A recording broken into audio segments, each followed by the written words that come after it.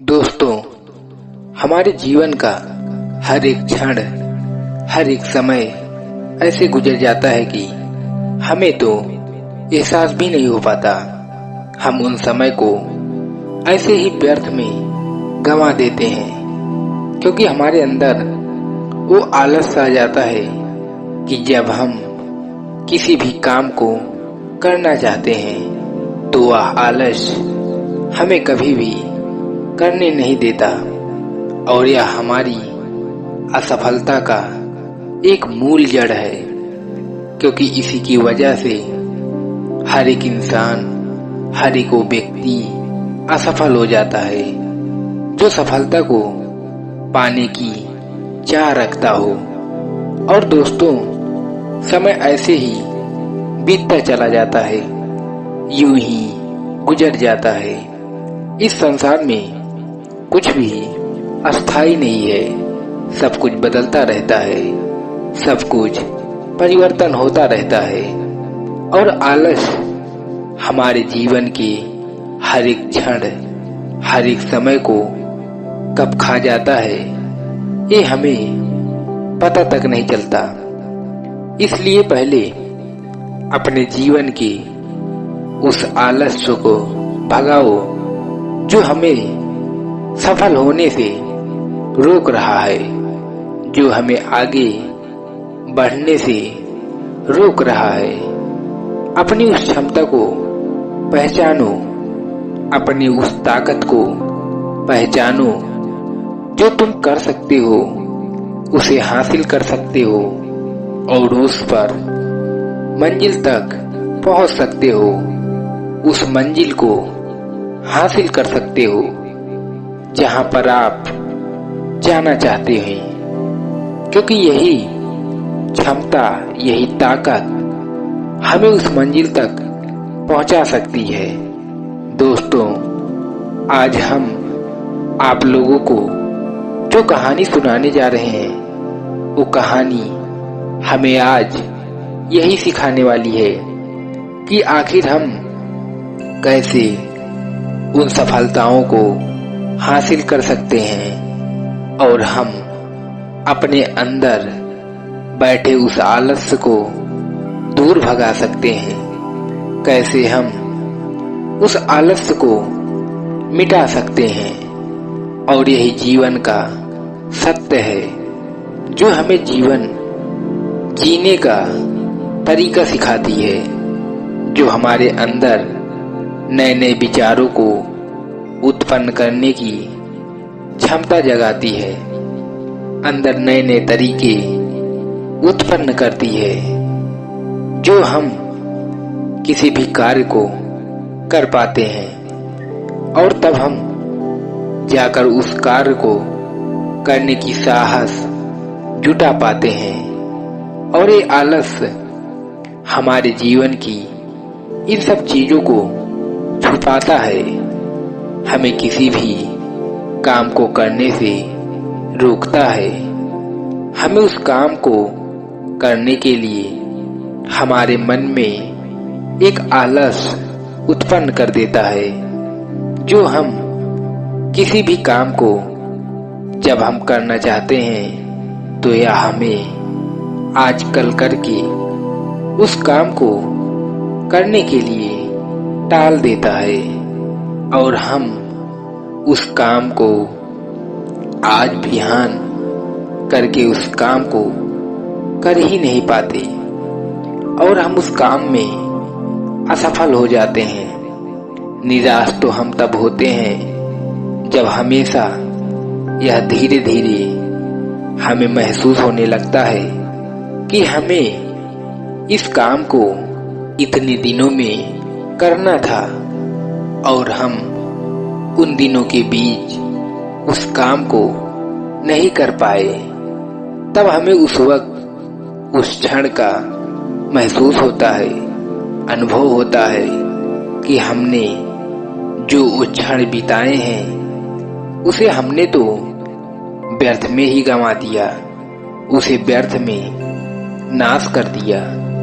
और फिर उस वक्त आपके पास केवल पछताने के अलावा और कुछ नहीं रह जाता और हम अपने बिताए हुए पल को याद करने लग जाते हैं, उसके बारे में सोचने लगते हैं और सोचते सोचते हम इतना गहराई में डूब जाते हैं कि आगे आने वाले उस समय को भी भूल जाते हैं जो हमारा समय अब भी बीत रहा है, कि वह भी हर एक क्षण हर एक समय व्यर्थ में ही गुजर रहा है।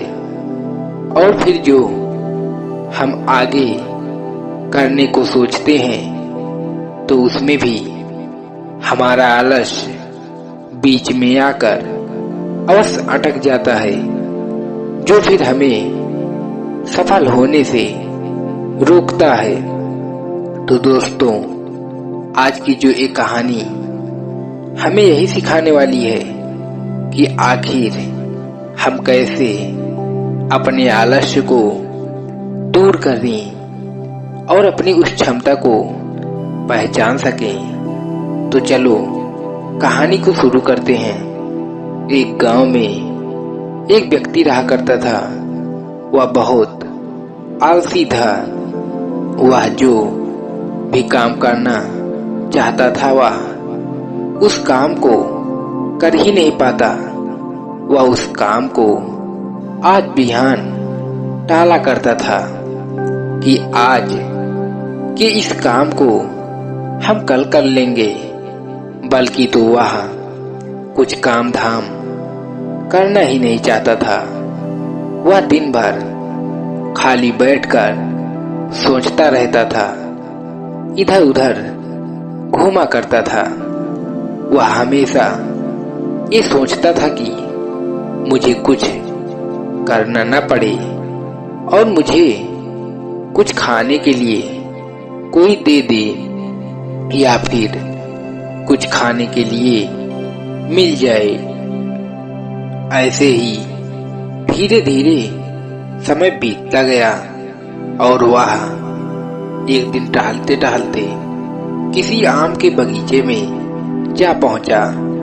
वह उन पेड़ों में लदे फल को देखता है जो बड़े ही रसदार फल थे। वो पेड़ इतना फलों से लदा था कि उस पेड़ पर अनेकों पशु पक्षी उस पेड़ पर उस आम को खाने के लिए आया करते थे। वह जब उन रसीले आमों को देखता है तो उसके मुंह में पानी आ जाता है और वह आम को पाने की इच्छा करने लग जाता है और वह आम को पाने के लिए उस पेड़ पर चढ़ जाता है। लेकिन जैसे ही वह आम के पेड़ पर चढ़ता है कि वैसे ही वह देखता है कि उस आम के बगीचे का मालिक आ रहा है और वह उस आम के बगीचे के मालिक को देखकर वह डर जाता है और वह जैसे तैसे करके जल्दी से उस पेड़ से नीचे उतरकर भाग जाता है। वह भागते भागते इतनी दूर चला जाता है कि वह गांव के बाहर स्थित एक जंगल चला जाता है। वह पूरी तरह से भागते भागते थक गया था। वह एक पेड़ के नीचे सोताने लगता है। वह पूरी तरह से हिरास गया था, थक चुका था। तभी उस जंगल में टहलते हुए एक लोमड़ी जा रही होती है। तभी उस व्यक्ति की नजर उस लोमड़ी पर पड़ जाती है, जो कि उस लोमड़ी की एक टांग टूटी हुई थी और वह लंगड़ा रहकर चल रही थी। तभी वह व्यक्ति ये सब देखकर सोचने लगता है कि ये लोमड़ी ऐसी हालत में भी इस जंगल में भरे जंगली जानवरों से आखिर ये कैसे बच गई और अभी तक किसी जानवर ने इसका शिकार क्यों नहीं किया। आखिर इसे क्यों नहीं खाया, ये सब जानने के लिए वह व्यक्ति एक पेड़ पर चढ़ जाता है और वह उस पेड़ पर बैठकर देखने लगता है कि आखिर अब इस लोमड़ी के साथ क्या होगा। कुछ ही समय बीता कि उधर उस जंगल के राजा शेर की दहाड़ से पूरा जंगल गूंज उठता है, जिसे सुनकर जंगल के सारे जानवर इधर उधर भागने लगते हैं। लेकिन वह लोमड़ी भाग नहीं सकती थी, क्योंकि एक पैर टूटा हुआ था। वह वहीं पर खड़ी रहती है। शेर धीरे धीरे लोमड़ी के पास आने लगता है और वह व्यक्ति पेड़ पर बैठकर ये सोचने लगा कि अब शेर लोमड़ी को मारकर खा जाएगा। लेकिन जो आगे होता है वह आलसी व्यक्ति के लिए एक अजीब था। शेर लोमड़ी के पास पहुंचकर खड़ा हो जाता है और उसके मुंह में मांस का एक टुकड़ा था, जो उसने उस मांस के टुकड़े को उस लोमड़ी के सामने गिरा देता है और लोमड़ी एकदम इम्तिमान से उस मांस के टुकड़े को खाने लगती है। थोड़ी देर बाद वह शेर वहां से चला जाता है और यह सब घटना देख वह आलसी आदमी ये सोचने लगता है कि और कहता है कि सच में भगवान सभी जगहों पर सभी के अंदर है। उसने धरती के समस्त प्राणियों के लिए, चाहे वो जानवर हो या इंसान, उसने खाने के लिए जुगाड़ कर रखा है। और फिर वह ये सब कुछ देखकर वह कुछ समय बाद अपने घर लौट जाता है और वह आलसी व्यक्ति ये सोचने लगता है कि आखिर भगवान ने सभी प्राणियों के लिए खाने पीने का जुगाड़ कर रखा है, तो मैं आखिर क्यों मेहनत करूं, आखिर क्यों परिश्रम करूं। और वह व्यक्ति तुरंत घर वापस लौटकर वह 2-3 दिन तक अपने बिस्तर पर लेट जाता है और वो भगवान की प्रतीक्षा करने लगता है। उसके मन में ये विचार आने लगता है कि जब भगवान ने शेर के द्वारा लोमड़ी के लिए भोजन भिजवाया था, तो फिर वैसे ही मेरे लिए भी कोई न कोई भोजन अवश्य लेकर आएगा। वह जैसा कि सोच रहा था, लेकिन वैसा कुछ भी नहीं हुआ। भूख से उसकी धीरे धीरे हालत खराब होने लगी। अब वह भूख को सहन नहीं कर पा रहा था कि भूख इतनी तेज हो जाती है कि आखिरकार उसे घर से बाहर निकलना ही पड़ा। तभी वह जब घर के बाहर निकलता है तो उसे एक बौद्ध भिक्षु दिखाई पड़ते हैं, जो उस नगर में भिक्षा लेने के लिए आए हुए थे। वो एक ज्ञानी और महान बौद्ध भिक्षु थे। वह उन बौद्ध भिक्षु को देखकर वह उनके पास जाता है और उनको प्रणाम करता है और वह उन बौद्ध भिक्षु से उसके साथ जंगल में घटित घटनाओं को बताता है। और ये सब सारी बातें सुनकर वो बौद्ध भिक्षु कहते हैं कि हे बेटा, ऐसा कुछ नहीं है। भगवान के पास सारे प्रबंध हैं। जैसे दूसरों के लिए भगवान है, ठीक उसी प्रकार आपके लिए भी भगवान है। लेकिन तुम जैसा कह रहे हो वैसा नहीं है। तुम लोमड़ी नहीं, शेर बनना चाहते हो। जैसा तुम सोच रहे हो या विचार कर रहे हो, वैसा संभव नहीं होगा, क्योंकि इस संसार में जो भी व्यक्ति जन्म लिया है उसे तो कर्म करना ही पड़ता है। क्योंकि बिना कर्म किए आपको कुछ नहीं मिलेगा और वो कर्म तुम भी कर सकते हो। अपने आलस्य को दूर भगा सकते हो। हम सबके अंदर क्षमताओं का असीमित भंडार है, बस केवल हम लोग अपनी अज्ञानतावश को पहचान नहीं पाते और स्वयं को कमजोर समझकर दूसरों की सहायता की प्रतीक्षा करते हैं।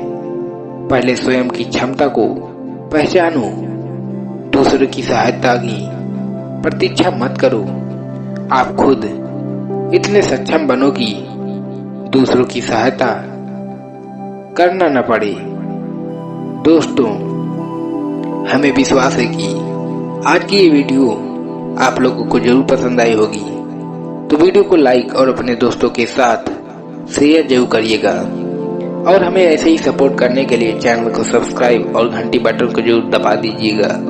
तो चलिए मिलते हैं ऐसे ही किसी और कहानी में। तब तक के लिए अपना ख्याल रखें। धन्यवाद।